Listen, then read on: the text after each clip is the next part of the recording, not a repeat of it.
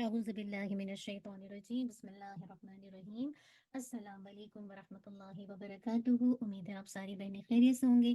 اللہ سبحانہ و تعالیٰ عافیت میں، خیر میں اور ایمان کی بہترین حالت میں رکھے اور ان اعمال کی توفیق عطا کر دے جو اللہ تعالیٰ کو پسند ہو، جس سے اللہ تعالیٰ راضی ہوں۔ اللہم آمین۔ نحمدہ ونصلی علی رسولہ الکریم، اما بعد فاعوذ باللہ من الشیطان الرجیم بسم اللہ الرحمن الرحیم۔ رب اشرح لی صدری ویسر لی امری واحلل عقدة من لساني يفقهوا قولي ربنا زدنا علما اللهم فقهنا في الدين اللهم إنا نسألك علما نافعا وعملا متقبلا ورزقا طيبا اللهم انفعنا بما علمتنا وعلمنا ما ينفعنا وزدنا علما اللهم وفقنا لما تحب وترضى اللهم صل وسلم على نبينا محمد وبارك وسلم۔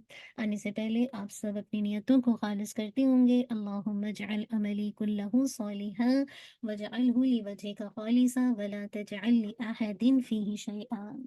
انشاءاللہ آج ہمارا ڈے 13 ہے، اور آج جو ہم دیکھیں گے وہ سورۃ الفرقان کی آیت نمبر 30، اور ساتھ ہی ساتھ انشاءاللہ ہم سورہ نور کی آیت نمبر 19 کو دیکھیں گے۔ تو انشاءاللہ دیکھتے ہیں کہ سورۃ الفرقان آیت نمبر 30 میں اللہ سبحانہ و تعالیٰ کیا فرماتے ہیں۔ وَقَالَ رَسُولُ يَا رَبِّ إِنَّ قَوْمِ اتَّخَذُوا هَذَا الْقُرْآنَ مَحْجُورًا۔ اور کیا ہوگا کہ رسول صلی اللہ علیہ وسلم نے کہا، یا رسول کہے گا، اے میرے پروردگار، میری قوم نے اس قرآن کو چھوڑی ہوئی چیز بنا دیا۔ آپ دیکھیے کہ اس مقام پر اللہ کے نبی صلی اللہ علیہ وسلم کی ایک شکایت کا ذکر ہے، جو ان لوگوں کے خلاف نبی صلی اللہ علیہ وسلم قیامت کے دن کریں گے، جنہوں نے اس قرآن مجید کو نظر انداز کر دیا تھا، یا آسان سے الفاظ میں کہہ لیجئے کہ اس کو پس پش ڈال دیا تھا۔ یہاں پہ دیکھیں، یہاں پہ جو بات ہو رہی ہے نا کہ اس قرآن کو چھوڑ دیا، اس کے دو معنی ہو سکتے ہیں۔ ایک تو یہ کہ رسول صلی اللہ علیہ وسلم نے اللہ تعالیٰ سے یہ شکایت دنیا میں کی، کیوں؟ کیونکہ کفار نے کہا تھا نا، لا تسمعوا لہذا القرآن والغوا فیہ لعلکم تغلبون۔ حامیم سجدہ 26 کے اندر آتا ہے، اس قرآن مجید کو مت سنو اور اس میں شور کرو تاکہ تم غالب رہو۔ اور دوسرا معنی کیا ہوگا؟ دوسرا یہ کہ قیامت کے دن آپ صلی اللہ علیہ وسلم یہ شکایت کریں گے، کیونکہ آپ دیکھیے، کیونکہ قرآن مجید میں جو یقینی مستقبل کی خبریں موجود ہیں، تو کل اللہ کے نبی یہ شکایت کریں گے کہ اے میرے رب، بے شک میری اس قوم نے اس قرآن کو ترک کر دیا تھا۔ یہاں پہ لفظ محجورہ آ رہا ہے، اس الفاظ کے بارے میں سمجھ لیجئے، اس سے مراد ہے کہ ایک ایسی چیز، ایک ایسی شے جس کو آدمی قابل التفات نہ سمجھے، مراد ہے کہ اس کو اہمیت ہی نہ دے، اس کو فروٹفل نہ سمجھے، وہ اپنے لیے لازم نہ سمجھے، اپنے آپ کو اس کے لیے ضرورت مند محسوس نہ کرے اور اس کو نظر انداز کر دے، تو اس کے لیے مہجورہ کا لفظ استعمال ہوتا ہے۔ تو یہ اللہ کے پیغمبر صلی اللہ علیہ وسلم کی شکایت ہے۔ اولاً تو یہاں مشرکین اور کفار مکہ ہیں کہ جنہوں نے قرآن مجید کی دعوت کو رد کر دیا تھا، ان کے بارے میں ذکر آ رہا ہے۔ لیکن المفسرین نے یہ بات بھی ذکر کی ہے کہ ہم مسلمانوں کو بھی ڈرنا چاہیے کہ کہیں یہ شکایت ہمارے خلاف بھی نہ ہو جائے، قرآن کریم پر کوئی ایمان نہ لائے تو یہ کیا ہے؟ یہ بھی تو قرآن مجید کو پس پش ڈال دینا ہے، نظر انداز کر دینا ہے۔ کوئی قرآن مجید کی تلاوت درست طریقے پہ نہیں کر سکتا ہو اور اس کی باقاعدہ صحیح طریقے سے تلاوت کرنے کی کوشش بھی نہیں کرتا ہو، تو یہ کیا ہے؟ یہ بھی تو قرآن کریم کو نظر انداز کر دینا ہے، اس کو چھوڑ دینا ہے۔ اسی طرح دیکھے کوئی قرآن پاک کو سمجھنے کی کوشش ہی نہ کرے، تو یہ بھی کیا ہے؟ قرآن مجید کو نظر انداز کر دینا، چھوڑ دینا، پس پش ڈال دینا۔ اسی طرح کوئی قرآن مجید کے احکامات پر عمل کرنے کی کوشش ہی نہ کرے، تو یہ بھی تو قرآن مجید کو نظر انداز کر دینا ہے، پس پش ڈال دینا ہے۔ کوئی قرآن کریم کے پیغام کو دوسروں تک پہنچانے کی کوشش نہ کرے، یہ بھی تو قرآن مجید کو پس پش ڈال دینا ہے، چھوڑ دینا ہے۔ تو یہ ساری چیزیں ہیں قرآن مجید کو چھوڑ دینے کے معنی میں۔ تو کیا بات سمجھ آتی ہے؟ اب دیکھیے، ہم مسلمانوں پر قرآن مجید کے 5 حقوق عائد ہوتے ہیں۔ پہلا حق قرآن کا یہ ہے کہ اس پر، اس کتاب پر ایمان لانا۔ پھر دوسرا، قرآن حکیم کی باقاعدہ تلاوت کرنا۔ تیسرا، قرآن حکیم کو سمجھنے کی کوشش کرنا۔ چوتھا، قرآن کریم کے احکامات پر عمل کرنا اور ان احکامات کے نفاذ کی जद्दोजहद यानी कोशिश करना। फिर ये कि कुरान मजीद के पैगाम को दूसरों तक पहुँचाना, ये 5 राइट्स हैं कुरान मजीद के। अब आप यहाँ पे रुक के सोचें, क्या वाक़ई मैं इस किताब पर शऊर ईमान लाती हूँ? क्या वाक़ई मैं बाकायदा इसकी सही तजवीद के साथ तिलावत करती हूँ? या वाक़ई मैं इसको समझने की कोशिश करती हूँ, इसका ट्रांसलेशन याद करती हूँ अपनी ज़बान में, और फिर कुरान मजीद के अहकामात पर जो मैं सुनती हूँ उस पर अमल करती हूँ और उसके नफ़ाज़ की कोशिश के लिए जद्दोजहद करती हूँ। और फिर ये कि आखिरी बात कि इसको दूसरों तक पहुँचाती हूँ। अगर हम ये हुकूक अदा करें तो इंशाअल्लाह ताला आप देखिएगा कि कुरान करीम भी हमारे हक में सिफारिश करने वाला होगा। नबी सल्लल्लाहु अलैहि वसल्लम की हमें शिफात भी मैसर आएगी। लेकिन अल्लाह ताला महफूज रखे कि अगर कुरान मजीद को हम में से किसी ने पसे पुश डाला हुआ है या नज़रअंदाज किया हुआ है, इस पर दिल की गहराइयों से ईमान नहीं है या इसकी तिलावत का एहतमाम नहीं है, इसको समझने की कोई कोशिश ही नहीं है, इसके अहकाम पर अमल करने की कोई मेहनत नहीं है, इसके अहकाम के नफाज की कोई कोशिश नहीं है, तो इसका मतलब है कि इसके पैगाम को हमने पसे पुश डाला हुआ है। लिहाजा मुझे और आपको डरना चाहिए कि कहीं अल्लाह के रसूल सल्लल्लाहु अलैहि वसल्लम हमारे खिलाफ शिकायत लेकर खड़े ना हो जाए। जिसके खिलाफ अल्लाह के रसूल सल्लल्लाहु अलैहि वसल्लम शिकायत लेकर खड़े हो जाए तो अंदाजा कीजिए कौन उसको अल्लाह की पकड़ से बचा सकेगा। हम भी अपने शब और रोज के मामूलात को देखें, क्या हमारी रूटीन है, कितना वक्त मैं अल्लाह के कलाम के लिए जिसे कहा जाए मख्तस करती हूँ, यानी उसको मुअय्यन करती हूँ कि हाँ ये वक्त मेरे अल्लाह के कलाम को पढ़ने पढ़ाने और सीखने सिखाने का है। देखें, चेक करें हमने अपनी ज़िंदगी में 24 आवर में कितना टाइम इस कलाम को दिया है। अभी तो रमज़ान है ना, तो बहुत से लोग रूटीन से हटकर अपना डेली बेसिस पे जो भी उनका कुरान का टारगेट है, उन्होंने टाइम फिक्स किया होगा, टारगेट फिक्स किया होगा, उसके मुताबिक कर रहे होंगे। लेकिन क्या डेली हमारे शब और रोज़ ऐसे हैं? रात दिन के मामलात ऐसे हैं कि उसमें कुरान मजीद के लिए एक टाइम पीरियड जिसे कहा जाए आपने खास रखा है। क्या वाक़ईतन इस पर हमारा दिल से ईमान है? सवाल आप और मैं अपने आप से करें। क्या कुरान मजीद की बाकायदा तिलावत की पूरी ज़िंदगी में मैं एहतमाम के लिए कोशिश कर रही हूँ? क्या हमें इसको समझने का मौका मिल रहा है? अल्लाह ताला हमसे क्या चाहते हैं? अल्लाह ताला मुझसे और आपसे क्या चाहते हैं, मुझे और आपको पता है? जब तक मैं और आप ये किताब नहीं खोलते, अल्लाह ताला मुझे और आपसे किन बातों को हम मुझे और आपको हुक्म देते हैं, हमें नहीं पता जब तक कि मैं और आप इस किताब के साथ ताल्लुक ना जोड़ें। अल्लाह ताला किन बातों से मना फरमाता है? क्या हम ये बातें समझने की कोशिश कर रहे हैं? क्या मैं और आप कुरान मजीद के अहकामात पर अमल करने की कोशिश कर रहे हैं? और जो अहकामात मुझसे और आपसे फ़ौरन ताल्लुक़ रखते हैं, यानी मेरे और आपके मुताल्लिक़ हैं, जैसे नमाज़ अदा करने की बात आती है ना, वाक़िमुस्सलाह, तो क्या वाक़ई मैं नमाज़ का एहतमाम करती हूँ? डंडी तो नहीं मारती। माँ-बाप के साथ वबिलवालिदैनि इहसाना, वालिदैन के साथ हुस्न सलूक की बारी आ रही, क्या वाक़ई इंस्टेंट ये मेरे मुताल्लिक़ है, मैं इसको इम्प्लीमेंट कर रही हूँ, अपनी ज़िंदगी में लागू कर रही हूँ? नाप-तोल में कमी ना करो। कितनी दफ़ा आता है ना कि नाप-तोल में डंडी ना मारो। तो क्या मैं इन अहकामात पर फ़ौरन अमल कर रही हूँ? याद रखिए, वो अहकामात जो डायरेक्ट आपसे रेलेवेंट है, उस पर तो अमल इंसान को अल्लाह से दुआ माँग के उसकी कोशिश में लग जाना चाहिए। लेकिन जो अहकामात इज्तिमाई ज़िंदगी से मुतल्लिक़ हैं, क्या मैं उनके नफ़ाज़ के लिए भी मेरा कोई हिस्सा है? मैं कोई कोशिश कोशिश कर रही हूँ? उसकी जद्दोजहद भी करना हमारा फ़र्ज़ है। क्या हम ये जद्दोजहद कर रहे हैं? और आप ये देखिए कि ख़त्म नबूवत की वजह से इंसानियत तक अल्लाह का पैगाम पहुँचाना, आज तो नबी सल्लल्लाहु अलैहि वसल्लम के साथ ही नबूवत का सिलसिला ख़त्म हो गया है। अब इंसानियत तक कौन ये अल्लाह का पैगाम पहुँचाएगा? कुरान पाक की दावत को पहुँचाना किसकी ज़िम्मेदारी है? ये सारे फ़राइज़ हमारी कंधों पर है। क्या हम ये फ़र्ज़ अदा करने की कोशिश कर रहे हैं? ये बहुत बड़ा मामला है कि अगर कुरान मजीद को नज़रअंदाज कर दिया गया, उसको पसे-पुश डाल दिया गया और उससे बेइत्नाई बरती गई और उससे ताल्लुक की मजबूती का एहतमाम नहीं किया गया, तो मुझे और आपको डरना चाहिए कि कल कहीं अल्लाह के रसूल सल्लल्लाहु अलैहि वसल्लम शिकायत लेकर हमारे खिलाफ नौज़ुबिल्लाह ना खड़ी हो जाए।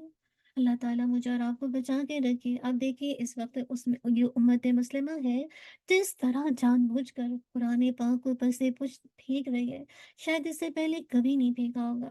इनके अक्सर लोग दुनिया कमाने के लिए, आप देखिए, हम अपने बच्चों को आला से आला दुनिया की तालीम तो देते हैं, उनको डॉक्टर्स बनाएँगे, इंजीनियर्स बनाएँगे, साइंटिस्ट बनाएँगे, बिज़नेसमैन बनाएँगे, उनको चार्टर्ड अकाउंटेंट बनाएँगे, क्या कुछ नहीं बनाएँगे। हाँ, सारी हमारी जो हमारी एसेट्स हैं, हमारी सारी ساری انرجی صرف اسی کام کے لیے لگ جاتی ہے، مگر ہم انہیں قرآن مجید کی تعلیم نہیں دلوائیں گے، اور دلوائیں گے بھی تو صرف ناظرہ کی حد تک کہ بس ٹھیک ہے قرآن پڑھنا آ جائے، یا بہت حد تک بہت زیادہ آگے گئے کچھ پیرنٹ تو حفظ کروا دیا، یہاں تک کہ اس سے انہیں کچھ معلوم نہیں ہوتا، ان کو پتہ ہی نہیں چلتا کہ انہوں نے کیا حفظ کیا ہے، ان کو پتہ ہی نہیں کہ اس کے میننگ کیا ہے، ان کو پتہ ہی نہیں ہوتا اس کا مطلب کیا ہے۔ کتنا ظلم و ستم ہے کہ دنیا کی کوئی زبان جب سیکھی جاتی ہے تو اس کا ایک لفظ بھی مطلب سمجھے بغیر نہیں پڑھا جاتا۔ اب سوچیے انگلش سیکھتے ہیں نا، کیوں یاد کرتے ہیں انگلش؟ جب آپ لوگ بہت سے لوگ امیگریشن پہ آتے ہیں تو کیا کرتے ہیں؟ سب سے پہلے تو انگلش لینگویج کورس کرتے ہیں، جب تک آپ کو میننگ کا پتہ نہیں اب آگے بڑھ جاتے ہیں، نہیں پڑھ سکتے ہیں نا۔ تو کتنا ظلم ہے اس کتاب کے ساتھ کہ پورا کا پورا ناظرہ پڑھ لیا جاتا ہے اور ایک لفظ پتہ نہیں ہوتا کہ اللہ تعالیٰ ہم سے کیا خطاب کر رہے، ہم سے کیا بات کر رہے، ہمیں کیا پیغام دے رہے، کیا احکامات دے رہے، اور بعض اوقات تو پورا حفظ کر لیا جاتا ہے اور اس سے آگے بہت اچھی تجوید سیکھ لی جاتی ہے، بہت ہی بہترین قرات کا علم حاصل کر لیا جاتا ہے، مگر اس کا مطلب سمجھنے کی زحمت نہیں کی جاتی۔ جب اس کا مطلب ہی نہیں سمجھا گیا تو اس پر پھر غور و فکر کا اور پھر اس پر عمل کا مرحلہ کب آئے گا؟ تو پورا قرآن تو دور کی بات ہے، بعض اوقات 5 وقت کی جو نماز ہم پڑھتے ہیں نا، ہمیں تو اس کا مطلب تک معلوم نہیں ہوتا، ہم تو جانتے ہی نہیں ہے نا کہ اللہ تعالیٰ جو کہ ہمارا مالک ہے، خالق ہے، مدبر ہے، وہ مجھ سے اور آپ سے کیا کلام کر رہے ہیں۔ یہی وجہ ہے کہ مسلمانوں کے اکثر ممالک میں دیکھے الا ما رحم ربی، جس پر اللہ رحم کرے، کہ قرآن مجید مسلمانوں کی زندگی سے عملاً نکال کے باہر کر دیا گیا ہے۔ آپ دیکھ لیجیے ان کی سیاست جو ہے کفار سے لی ہوئی جمہوریت کا رد عمل ہے، جس میں اللہ تعالیٰ اور اس کے رسول کا کوئی دخل نہیں، یا قرآن و سنت کی احکام کی پابندی سے ایک طرح سے کہہ لیجیے ملک کو آزاد کر دیا گیا ہے۔ ان کی تجارت کو دیکھ لیجیے، صنعت کو دیکھ لیے، سب کا دار و مدار کس پر ہے؟ اللہ کی نافرمانی پر، سود پر ہے۔ ان کی عدالتوں میں دیکھیں کفار کے قوانین رائج ہوتے ہیں۔ اللہ اکبر! آپ دیکھ لیے مسلمانوں کا جو ایک ان کی تہذیب ہے، ان کا تمدن ہے، ان کی ودا قطع ہے، یعنی ان کا چلنا اٹھنا بیٹھنا کس کے جیسے کہا جائے رنگ میں رنگ یہود و نصارہ کے ہندوؤں کی طرح ہے۔ اب دیکھیے قرآن مجید کو اگر پڑھتے بھی تو بہت زیادہ اٹھایا تو برکت کے لیے، یا کسی بھی کوئی نئی اگر گیدرنگ ہو رہی ہے، کوئی نئی کسی چیز کی شروعات کی جا رہی ہے تو اس کی جیسے کہا جائے اس کی اوپننگ کے لیے قرآن مجید کو ایک طرح سے برکت کے لیے اس کو پڑھا جاتا ہے، یا دم کرنے کے لیے، یا پھر دم و درود اور پیری مریدی کے لیے خود ساختہ وظائف لے کر، یا پھر بہت زیادہ بھی کیا تو عملیات کے لیے قرآن مجید کو اٹھا لیتے ہیں تاکہ کسی کے دل میں محبت ڈالنی ہے تو عملیات کر کے اس کو جسے کہا جائے دلوں کو ایک طرح سے تسخیر کر لیا جائے، یا اچھے یا برے، اچھے سے اچھے کاغذ یا اچھی سے اچھی دل والا خرید کر ہم کیا کرتے ہیں جہیز میں دینے کے لیے بیٹیوں کو دے دیتے ہیں، یا بہت ہی خوبصورت غلاف میں لپیٹ کر اونچی سے اونچی جگہ رکھنے کے لیے، اور اس کی طرف پیٹ تک نہیں کرتے کہ بھئی بڑی بے ادبی ہوگی۔ افسوس کی بات یہ ہے کہ ہم اس کی طرف پیٹ تو نہیں کرتے مگر بات اس کی ایک بھی نہیں مانتے، اس قرآن کی بات نہیں مانتے۔ آپ دیکھیں کہ دینی مدارس کے اندر بھی سالہ سال تک انسانوں کے مرتب کیے ہوئے مسائل پڑھائے جاتے ہیں جو انسانوں نے نکالے، جب وہ دل و دماغ میں اچھی طرح راسخ ہو جاتے ہیں تو پھر انہیں قرآن و سنت سے دوہری کی شکل میں سال 2 سال تک میں فارغ کر دیا جاتا ہے۔ کتنا ظلم ہے اس قرآن کے ساتھ، الا ما رحم ربی۔ تو حقیقت یہ ہے کہ جب تک ہم قرآن مجید کو چھوڑنے کی یہ روش طے کر کے صحابہ رضی اللہ عنہم تابعین کی طرح قرآن کی طرف واپس نہیں آئیں گے، اسے اپنی زندگی کا اوڑھنا بچھونا نہیں بنائیں گے، تو اللہ کی مدد اور باعزت زندگی سے محروم رہ جائیں گے۔ امام مالک رحمہ اللہ نے کتنی سچ بات کہی تھی نا، لن یصلح آخر هذه الامت الا بما صلح به اولها، اس امت کا آخر بھی اسی کے ساتھ درست ہوگا جس کے ساتھ اس کا اول درست ہوا ہے۔ اول کے لوگ درست کیوں تھے، دین پر کیوں قائم تھے؟ کیونکہ انہوں نے قرآن مجید کو پکڑا ہوا تھا۔ آج بھی امت کا جو آخری حصہ ہے وہ درست ہوگا جب میں اور آپ اس کو مضبوطی سے پکڑیں گے، اس کا جو حق ہے وہ ادا کریں گے۔ اللہ سبحانہ و تعالیٰ سے دعا ہے کہ اللہ تعالیٰ اللہ کی نبی کی شکایت سے ہمیں بچا لے، اور اللہ تعالیٰ ہم سب کو اپنے نبی کی شفاعت نصیب فرما دے، اللہم آمین۔ آگے دیکھتے ہیں انشاءاللہ جو ہماری صورت ہے وہ سورہ النور کی آیت نمبر 19 ہے۔ ان الذین یحبون ان تشیع الفاحشۃ فی الذین آمنوا لهم عذاب علیم فی الدنیا والآخرہ واللہ یعلم وانتم لا تعلمون۔ بے شک دو لوگ چاہتے ہیں کہ اہل ایمان میں بے حیائی کا چرچا ہو، ان کے لیے دنیا اور آخرت میں دردناک عذاب ہے، اور اللہ تعالیٰ خوب جانتا ہے اور تم نہیں جانتے۔ اس سورہ النور کی آیت نمبر 19 ہے۔ اس مقام پر وہ لوگ جو کہ بے حیائی پھیلاتے ہیں، ان کی ایک طرح سے مذمت کی جا رہی ہے، اور ان کے لیے کیا بتایا گیا کہ دنیا اور آخرت میں دونوں میں عذاب کی دھمکی ہے۔ اب دیکھیے اللہ تعالیٰ کہہ رہے ہیں بے شک وہ لوگ جس بات کو پسند کرتے ہیں کہ ایمان والوں کے درمیان میں بے حیائی پھیلائیں، ان کے لیے یہ عذاب ہے۔ آپ جانتے ہیں نا کہ 16 پارے کے اندر سورہ نور میں واقع عفق کا بیان ہوا تھا نا، جب عائشہ رضی اللہ عنہما پر اور ان کی پاک دامنی پر معاذ اللہ اعتراض کیا گیا تھا اور تہمت لگائی گئی تھی، نعوذ باللہ زنا کی بہتان لگایا گیا تھا، تو اللہ تعالیٰ نے سورہ نور میں بہت تفصیل سے آپ رضی اللہ عنہما کی عفت اور آپ کی پاک دامنی کا اظہار فرمایا اور ان کی برات کا اعلان کیا۔ صرف ایک بات تہمت والی جو زبان پر آئی اور کچھ لوگوں کی زبانوں سے دوسروں تک پہنچی ہے، جس پر اللہ تعالیٰ فرما رہے ہیں کہ جو لوگ ایمان والوں کے درمیان بے حیائی پھیلانا چاہتے ہیں، ان کے لیے دنیا اور آخرت میں دردناک عذاب ہے۔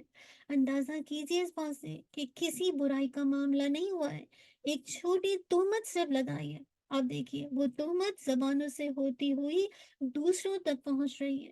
اللہ تعالیٰ تو اس بات کو بھی پسند نہیں فرماتا، تو پھر جہاں کسی معاشرے میں زنا کی دعوت دی جا رہی، بے حیائی عام کی جا رہی، فحاشی اور عریانی کی دعوت دی جا رہی ہو، بے پردگی کے معاملات چل رہے ہوں، عورت کو as a toy, as a کھلونا بنا کر پیش کیا جا رہا ہو، مردوں کو یہ احساس ہی نہیں رہے کہ انہیں اپنی نگاہوں کی حفاظت کرنی ہے، عورتوں کو اپنی شرم و حیا کی حفاظت کا احساس نہ رہے۔ بہت افسوس کے ساتھ کہنا پڑ رہا ہے آج میڈیا پر بیٹھ کر کیا کچھ نہیں ہو رہا، فلمیں، ڈرامے، ناچ گانے، اور پھر اس سے بھی آگے بڑھ کر عورتوں اور مردوں کا آزادانہ مکسنگ، یہ سب کچھ آپ دیکھیے آج عام ہو رہا ہے۔ آپ دیکھیے کتنا عام ہو رہا ہے اور خاص کر دکھایا بھی جا رہا ہے جس میڈیا کے دور پر میں اور آپ بیٹھے ہیں کہ انسان کی آنکھیں شرم سے جھک جائیں۔ کیا ایک کلک پر آپ کو وہ چیز جو آپ کو پہلے گھر سے نکل کے جانا پڑتی تھی نا، پہلے آپ کو پتہ ہے ایسے کوٹھے ہوتے تھے، ایسے گھر ہوتے تھے جہاں اس چیزوں کا اہتمام کیا جاتا تھا، لیکن آج ایک کلک پر سب کچھ آپ کے سامنے موجود ہے۔ انا للہ و انا الیہ راجعون۔ آپ دیکھیے کہ ایک تہمت زبان پر آئی تو اللہ تعالیٰ فرماتے ہیں یہ جو باتیں پھیلائی جا رہی نا دنیا اور آخرت میں، ایسے لوگوں کے لیے دردناک عذاب ہے۔ تو جس معاشرے میں زنا کی دعوت عام ہو، گناہ کی دعوت عام ہو، بے حیائی کی دعوت، فحاشی اور یعنی کی باتیں زبانیں عام ہو رہی ہوں، اور بل بورڈ کے اوپر ایڈورٹائزمنٹ کے نام پر، مارکیٹنگ کے نام پر، فلموں اور ڈراموں کے نام پر، شوبز کے نام پر، فلم انڈسٹری کے نام پر، اور انفرادی نجی محافل کے اندر جو کچھ ہو رہا ہے، جو کچھ ہو رہا ہے اس پر اللہ تعالیٰ کتنا غضبناک ہوتا ہوگا نا۔ گھروں کے اندر اسکرین پر کیا کچھ نہیں چل رہا ہے، اس چیز کی اجازت گھر کا سربراہ خود دیتا ہے۔ گھر والے اپنی آزادانہ مرضی فری ول سے وہ دیکھتے ہیں اور خود ان چیزوں کو گھر میں دیکھنے کی گنجائش دی جا رہی ہے۔ کتنی بے غیرتی کی بات ہے نا۔ اللہ کے نبی صلی اللہ علیہ وسلم نے فرمایا وہ دیوس ہے، یعنی انتہائی بغیر شخص کون کہ جس کے گھر کی خواتین بے پردہ گھومتی ہوں۔ آج آپ دیکھ لیجیے اپنے گھروں میں، آپ دیکھیے گا کہیں اور دور جانے کی ضرورت نہیں ہے، گلوبل لیول پر تو آپ چلے جائیں مال جا کے کتنے مسلمانوں کو دیکھیں، جا کے آپ چلے جائیں راستے میں دیکھیں کتنے بے پردہ عورتیں، ہاں کہنے کو مسلمان ہے سو گاڈ، لیکن پورا یہود و نصارہ کی کاپی ہے۔ اور کہاں یہ کہ آپ دیکھیے بے پردہ گھومتی ہیں اور مردوں کو غیرت بھی نہیں آتی کہ کتنے مرد ان کو دیکھتے ہوں گے، تو ایسے مرد کو دیوس کہا گیا ہے۔ آج ہم اپنے گھروں کو دیکھیں، کیا عائشہ رضی اللہ عنہما یا فاطمہ رضی اللہ عنہا کا لباس اور ان کی چادر آج ہمارے گھرانوں کی خواتین کے لیے رول ماڈل ہے؟ سوال ہے اپنے آپ سے اور آئیڈیل ہے؟ آج ہمارے یہاں ہماری بیٹیوں کا ڈریس لباس، یعنی ڈریس کیا ہے، لباس کیا ہے، اندازہ کر لیجیے۔ کیا ٹائٹس پہنتی ہیں نا، کیسے شارٹس پہنتی ہیں، کیسے سلیو لیس پہنتی ہیں، دوپٹہ تو ختم ہی ہو چکا ہے۔ آپ سوچئے اس سے کیا جذبات جنم لیتے ہوں گے، پھر میڈیا کی اسکرین پر جو کچھ دکھایا جا رہا ہے کیا اس سے لوگوں کے جذبات نہیں بھڑکتے ہوں گے، پھر کہاں جا کر ان جذبات کو پورا کیا جاتا ہے، اور ان خواہشات کی تکمیل کو नाजायज़ तरीके पर मुकम्मल किया जाता है। इसीलिए तो इतने रेप के केस बढ़ते हैं, बच्चों और बच्चियों के साथ ज़्यादतियाँ होती हैं और फिर बाद में मीडिया रोना-धोना मचाता है कि साहिब ये ज़ाती के मामलात हो गए। ये सारा अमल सवाल ये है कि ये सारा अमल कहाँ से शुरू हुआ? ये फ़हाशी फैलाने वालों को सहूलतें कौन दे रहा है? ये फ़हाशी फैलाने वालों को तक़वियत कौन दे रहा है? चाहे वो वक्त के हुक्मरान हो या मीडिया हाउसेस हो या हमारे घर के अंदर इन बातों की इजाजत दी जा रही हो, ये सब कुछ फैलाया जा रहा है। फहाशी का मामला, उरियानी का मामला, बेपर्दगी का मामला, इससे जिना के जज्बात जन्म लेते हैं और मामलात रोज बरोज बुराई की तरफ जाते हैं। अल्लाह ताला फरमाते हैं, बेशक वो लोग जो पसंद करते हैं ना इस बात को कि ईमान वालों के दरमियान बेहयाई फैले, उनके लिए दुनिया और आखिरत में दर्दनाक अजाब है और अल्लाह ताला जानता है और तुम नहीं जानते। ये है जो अल्लाह ताला का कलाम वाज़ेह तौर पर बेहयाई फैलाने वालों के लिए दुनिया और आखिरत में दर्दनाक अजाब का डरावा सुना रहा है। दुनिया में इनकी सजा क्या होगी कि ऐसे सारे आम गुनाह करने वाले, ज़िना करने वाले, इन्हें 80 कोड़े लगाए जाएँगे। अब देखिए ज़ाहिर ना, इससे बढ़कर क्या ज़िल्लत हो सकती है। और मज़ीद ज़िल्लत ये है कि वो अपना एतिमाद खो बैठता है, जिस वजह से उसकी गवाही फिर कबूल नहीं की जाती और आखिरत में तो देखिए उसके लिए अज़ीम अज़ाब की सज़ा है। तो जिस माशरे में बेहयाई आम हो जाए, वहाँ फिर किसी की इज़्ज़त सलामत नहीं रहती। चादर और चारदीवारी का तहफ़्फ़ुज़ पामाल हो जाता है और इज़्ज़त वाला शख्स अपनी इज़्ज़त के बारे में हर वक़्त एक खौफ़ महसूस करता है। जहाँ तक बेहयाई फैलाने वालों का ताल्लुक है, तो याद रखिए, वो भी कभी भी क़ल्बी सुकून से महरूम हो जाते हैं। बज़ाहिर आपको लगेंगे, ऐसा लगेगा बड़े फ़ैशनेबल हैं, बड़े जिसे कहा जाए हशाश-बशाश दिखाई देते हैं, लेकिन अंदर से ऐसे लोग जो बेहयाई को प्रमोट करते हैं, खोखले होते हैं। दिल का सुकून पाने के लिए ऐसे मर्द, ऐसी औरतें शराब नोशी करती हैं, नशा करती हैं, नशावर चीज़ें इस्तेमाल करती हैं और बिलाकर अपनी सेहत बर्बाद करते हैं और अक्सर औक़ात इनका दुनिया में भी बहुत बदतरीन, इबरतनाक अंजाम होता है। और आम तौर पर ये लोग फ़ैशन और आज़ादी के नाम पर बेहयाई फैलाते हैं। अल्लाह ताला ने इस हकीकत को तंबी के तौर पर बयान फरमाया। अल्लाह ताला उन्हें जानता है और हम उन्हें नहीं जानते कि वो किस-किस तरीके से तुम्हारे दरमियान बेहयाई फैलाते हैं। बेहया लोगों की बेहयाई से बचना अल्लाह ताला के फ़ज़ल के बगैर मुमकिन नहीं है। अल्लाह ताला से दुआ किया करिए। यानी तुम लोग नहीं जानते कि इस तरह एक-एक हरकत के असरात माशरे में कहाँ-कहाँ तक पहुँचते हैं। कितने अफ़राद को मुतासिर करते हैं और मजमूई तौर पर उनसे कितना नुकसान होता है, इस चीज़ को अल्लाह रब्बुल इज़्ज़त जानता है। लिहाज़ा क्या करें? अल्लाह पर ट्रस्ट करें और जिन बुराइयों की निशानदही की जाती है, उन्हें पूरी क़ुव्वत से मिटाने और उसको दबाने की कोशिश करें। ये छोटी बातें नहीं हैं, जिनके साथ ऐसे ही जिसे कहा जाए इंसान उसको केयरलेस अंदाज़ में बिल्कुल टर्न अवे हो जाए। हकीकत में ये बड़ी बातें हैं, जिनका इर्तिकाब करने वालों को सख्त सज़ा मिलनी चाहिए। अल्लाह ताला हमारी शर्म व हया की हिफ़ाज़त फ़रमाए और अल्लाह ताला हमें पर्दे के अहकामात पर अमल करने की तौफ़ीक अता फ़रमाए और मर्द हो या औरत, अल्लाह ताला हमें ज़िना जैसे कबीह जुर्म और वो तमाम उमूर जो ज़िना जैसे कबीह और बदतरीन अमल की तरफ ले जाने वाले हैं, उनसे हम सबको बचने की तौफ़ीक अता कर दे। अल्लाहुम्मा आमीन। सारी बात का खुलासा ये है कि बुराई की तशरीह ना करो। जो शख्स कोई ऐसी बात सुने, उसे उसका फैलाना हराम है। जो ऐसी बुरी खबरों को उड़ाते फिरते हैं, दुनियावी सज़ा यानी हद भी लगेगी और आखिरत की सज़ा जहन्नुम भी होगी। अल्लाह ताला आलिमुल गैब है, तुम बेइल्म हो, बस तुम्हें अल्लाह की तरफ तमाम उमूर लौटाने चाहिए। हदीस का मफ़हूम आता है ना कि बंदगाने अल्लाह को ईज़ा ना दो, उन्हें आर ना दिलाओ, उनकी खुफिया बातों की टोमी ना लगे रहो। जो शख्स अपने मुसलमान भाई के उयूब टटोलेगा, अल्लाह उसके ऐबों के पीछे पड़ जाएगा और उसे यहाँ तक रुस्वा करेगा कि उसके घर वाले भी उसे बुरी नज़र से देखने लगेंगे। अल्लाह सुब्हानहू व तआला हम सबको बुराई की तशहीर से रोक दे और हम वाक़ई अल्लाह के जो अहकामात हैं, यानी उन अहकामात को जानने के बाद वो चीज़ें जो बुराई को नशर करती हैं, उनकी रोकथाम करने के लिए अल्लाह सुब्हानहू व तआला हमें इतनी क़ुव्वत दे, ताक़त दे कि हम अपने घर में उन कानून को नाफ़िज़ करें। उस फ़हाशी का जो घर-घर में आ गई है, वो उरियानियत जो मीडिया की शक्ल में घर-घर आ गई है, वो जज़्बात हिजनी हिजानी किस्म की कैफ़ियत जो घर-घर में आ गई है कि इंसान की हवस कहीं पूरी नहीं हो रही है। तो अल्लाह ताला हमारे घरों को अमन का गहवारा बना दे और जो अहकामात दिए जा रहे हैं उस पर अमल की तौफ़ीक अता कर दे। अल्लाहुम्मा आमीन। اللہ تعالیٰ سے خوب خوب دعا کیا کیجیے، اللہم حبب الینا الایمان وزینہ فی قلوبنا وکرہ الینا الکفر والفسوق والعصیان واجعلنا من الراشدین، اللہم آمین۔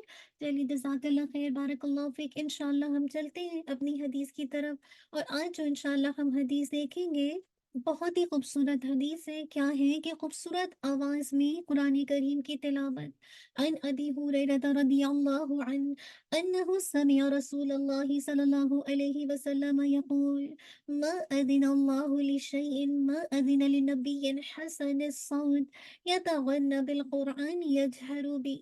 ابو ہریرہ رضی اللہ عنہ نے رسول اللہ صلی اللہ علیہ وسلم سے سنا، آپ صلی اللہ علیہ وسلم فرماتے تھے اللہ تعالیٰ اس طرح کسی چیز کو نہیں سنتا جس طرح کے اس نبی سے خوش کن آواز کو سنتا ہے جو خوبصورت لہجے میں قرآن پڑھے اور اونچی آواز میں۔ سبحان اللہ، بہت ہی خوبصورت ہے نا کہ جب آپ اللہ کے کلام کو پڑھتے اور بہت ہی خوبصورت لہجے میں، بہت خوش کن آواز میں، تو اللہ تعالیٰ غور سے سنتے ہیں، چیز کو سنتے ہیں۔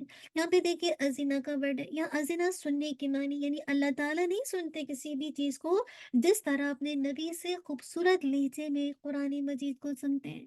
یا تغنہ کا ورڈ دیکھیے، اس کا مطلب ہے قرآن مجید کو خوبصورت اور بلند آواز میں پڑھنا، کہ جو بھی اپنی آواز کو بنا کر بلند آواز سے پڑھتا تو عرب لوگ اسے غنا یعنی گنگنانا کہتے تھے۔